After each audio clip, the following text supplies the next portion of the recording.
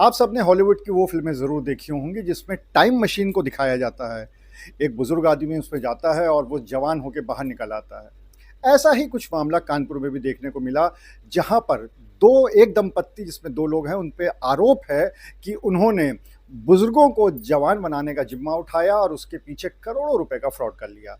इस पूरे मामले में मुकदमा दर्ज हो चुका है और जिन्होंने मुकदमा दर्ज कराया है, रेणु सिंह चंदेल, वो हमारे साथ मौजूद हैं। उनसे जान लेते हैं आखिर इस पूरे मामले की कहानी क्या है। रेणु जी, सबसे पहले तो ये बताइए कि ये कहानी क्या है? कब मुलाकात हुई आपकी इन दंपत्ति से और क्या उन्होंने कहा? उसके बाद कहाँ से ये शुरुआत हुई?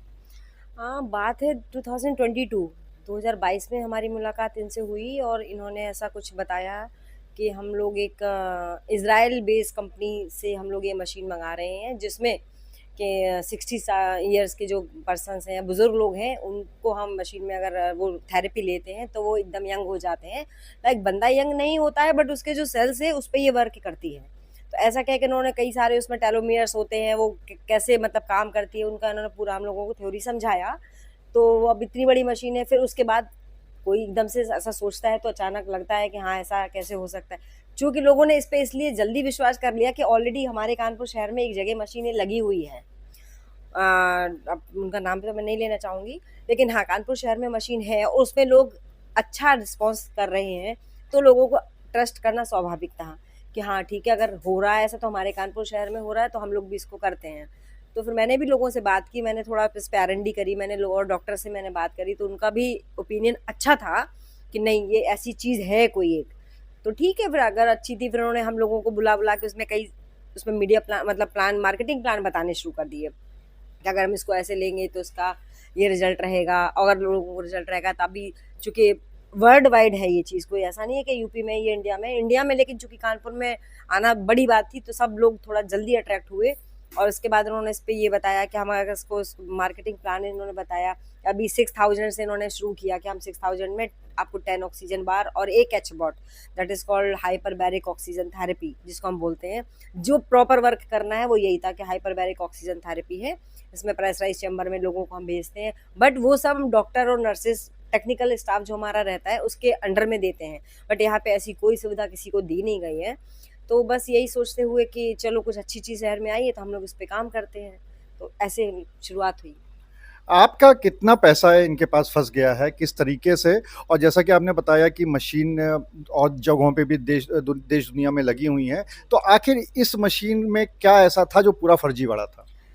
अब फर्जीवाड़ा तो सर यही है कि पहली बात तो इन्होंने इस मशीन को जो जैसे दिखाया था, जैसे लोगों के वीडियोस दिखाए थे, बड़े-बड़े लोगों के वीडियोस, डॉक्टर्स के वीडियो, टेस्टिमोनियल्स दिखाए थे, उनमें से इसमें से कुछ भी नहीं मिला हम लोगों को। तो वो धीरे-धीरे चीज़ें पता चलती जाती हैं। पैसा चूँकि 6000 से इन्होंने शुरू की थी, उसकी मतलब मेंबरशिप तो नहीं कहेंगे कि थेरेपी, कि हमें एक थेरेपी जो 10 सेशन ऑक्सीजन बार के और 1 एचवॉट वो हम आपको 6000 में देंगे। आने वाले 1 साल के अंदर ये 6000 वाली जो थेरेपी है वो 90000 की हो जाएगी। तो मतलब जनरली बंदा सोचता है यार अभी 90000 में नहीं लेने पाएँगे अगर, तो हम अभी शुरुआत बुकिंग कर देते हैं। तो सर लोगों ने इसमें बुकिंग के नाम पे इन्होंने बहुत पैसा उठा लिया और हमारे शहर के कई नामी-गिरामी लोग भी इसमें हैं जो थेरेपी के नाम पे आए हैं यहाँ पे। पॉलिटिशियंस भी हैं, प्रशासन भी है, किसी का नाम लेना उचित नहीं है यहाँ पे। लेकिन चूँकि छोटा आदमी यही सोचता है कि भाई 6000 में आज हम करा लेते हैं, थेरेपी नहीं ले पाएँगे तो 90,000 की अगले साल हो जाएगी तब ले लेंगे। यही इन्होंने प्रोसेस बनाया था, सॉफ्टवेयर बनाया, वेबसाइट बनाई और जो ऐप बनाया था उसमें बाकायदा मीटर चलता था कि आज आप 6000 की लेते हैं तो जैसे-जैसे ये मीटर चलेगा, जैसे-जैसे फिलअप होता जाएगा। वो फिलअप कैसे होना था? पब्लिक के आने पे ही फिलअप होना था। तो पब्लिक को लगा यार मेरे जितने जल्दी ये मीटर पूरा हो जाएगा तो हमारा 9000 अमाउंट हो जाएगा तो हम उसको कर लें। इसके तहत हज़ारों लोगों ने, 700 से 800 लोग तो मेरी ही टीम में थे, जिसने 90,000 की भी बुकिंग कराई है, 6000 के तो हज़ारों लोग हैं। 90,000 की भी बुकिंग कराई है मैंने, तो मेरे तो अगर कम 250 आईडी, अगर आप हम कहें 250 कितना आईडीज़। पैसा हो गया ये आपका? तो हो गया सर 9 लाख रुपए तो आईडी का जो 6000 वाली हो गई। उसके बाद मैंने 3.5 लाख रुपए इनको बाई अमाउंट चेक से अमाउंट दिया है, क्रेडिट कार्ड से स्वाइप कराया है। सारी पेमेंट मैंने इनको जीपे के थ्रू दी है। बाकी जो आईडीज का पैसा था वो कैश में गया, क्योंकि 6,000 रुपए के लिए कोई जनरली गूगल पे नहीं कर रहा, कभी कुछ नहीं कर रहा, तो कभी किसी ने 1 लाख लगा दिया, कभी किसी ने 60,000 लगा दिया। फिर इन्होंने एक पैकेज निकाला 50,000 की आईडी पे आपको लाइफ टाइम रॉयल्टी मिलेगी, 2% 1% जो भी था उसका। तो इस चक्कर में भी लोगों ने बहुत पैसा लगाया कि भाई चलो रॉयल्टी तो मिलती रहेगी, 6,000 की चीज़ 90,000 हो जाएगी, तो हमें थेरेपी लेने में आसान रहेगा। और आज की ज़रूरत तो सभी बीमार पड़ते हैं, कौन बीमार पड़ना चाहता है, अब कौन सुंदर नहीं दिखना चाहता है। तो जिस तरह से इन्होंने जो चीज़ें दिखाई थी वो डिलीवर नहीं हुई, तो पब्लिक का भड़कना स्वाभाविक था। अगर हम मशीन की बात करें तो क्या पता चला अब आप लोगों को कि मशीन कहाँ बनी थी, कितने की इन्होंने बताई थी आप लोगों को? हाँ, मशीन इन्होंने हम लोगों को बताई, मशीन इज़राइल से आई है, मैंने 4 मशीन के ऑर्डर दिए हैं, मशीन पोर्ट पे रखी है, और एक मशीन जो 25 करोड़ रुपए की बताई है। अब चूँकि 25 करोड़ अमाउंट छोटा अमाउंट नहीं होता है पब्लिक के लिए जानना है, तो हर आदमी सोचता है चलो, चूँकि अब इन्होंने जो एनी टाइम फिटनेस की फ्रेंचाइज़ी ले रखी है, ख़ास तौर पे ये इन्होंने इसको कैश किया है।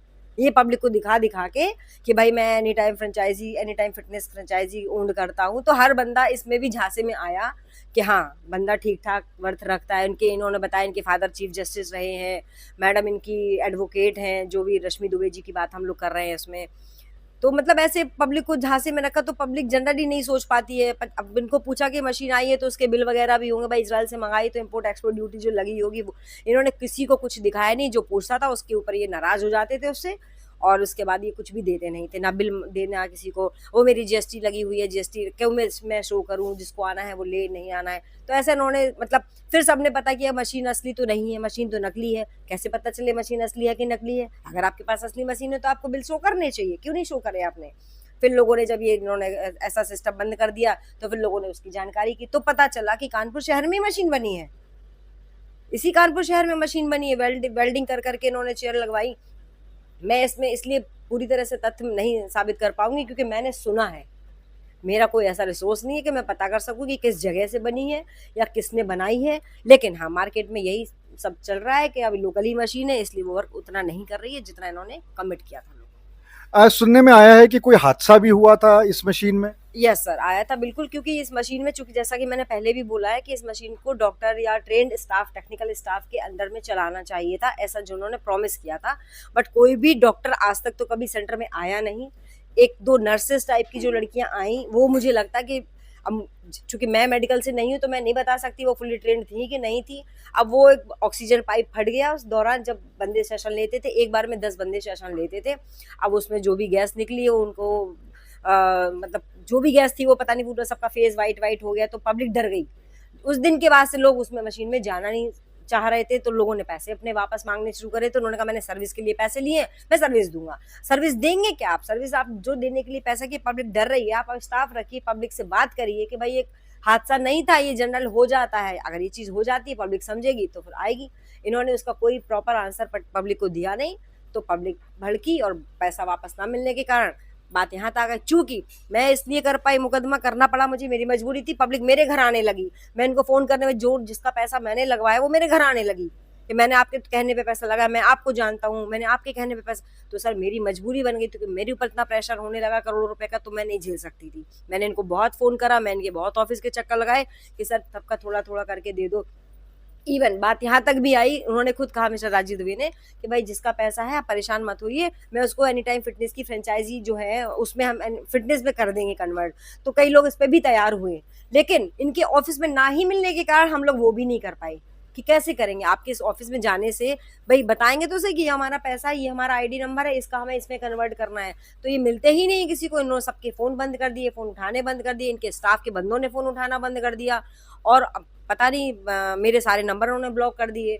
जिससे भी पता होता है स्टाफ के बंदे प्रॉपर इन्फॉर्मेशन देते नहीं है, तो सर पब्लिक का भड़कना। अगर पब्लिक मेरे घर आ रही है पैसे मांगने के लिए, तो बट ऑब्वियस है मुझे तो कोई ना कोई स्टेप उठाना ही था। मैंने बहुत इनको हाथ पैर जोड़ा, रिक्वेस्ट किया सर ऐसी नौबत ना आए कि ये सब करना पड़े, अच्छी चीज़ नहीं है। लेकिन सर मैंने बहुत मजबूरी में ये कदम उठाया है, ना चाहते हुए भी।